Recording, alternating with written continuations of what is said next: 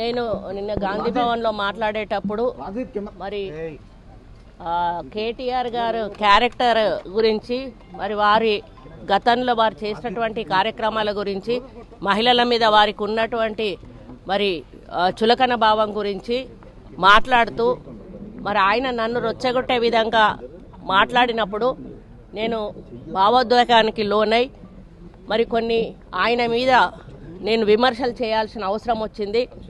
ఆ సందర్భంలో నాకు ఇంకెవరి మీద కూడా వ్యక్తిగత ద్వేషం కానీ మరి వ్యక్తిగత కోపం కానీ లేదు. అనుకోని ఆ సందర్భంలో ఒక కుటుంబం మాట నేను తీయడం ఏదైతే ఉందో అది అనుకోకుండా నా నోటి నుంచి జరగడం జరిగింది. ఆ తర్వాత వారి ట్వీట్ చూసిన తర్వాత నేను కూడా చాలా బాధపడ్డాను. ఎందుకంటే ఏ విషయంలో నేనైతే బాధపడతా ఉన్నానో ఆ విషయంలో నేను ఇంకొకరిని నొప్పించాను అని తెలిసి రాత్రి వెంటనే మరి దాన్ని వెనక్కి తీసుకుంటూ నేను ట్వీట్ చేయడం జరిగింది. కాబట్టి నాకు జరిగిన అవమానం నేను పడ్డ బాధ ఇంకొకరు పడకూడదు అనేటువంటి ఒక ఆలోచనతోటి నేను బేషరతుగా దాన్ని వెనక్కి తీసుకోవడం జరిగింది. కానీ కేటీఆర్ విషయంలో మాత్రం తగ్గేది లేదు. ఆయన తప్పనిసరిగా క్షమాపణ చెప్పాల్సిన అవసరం ఉంది.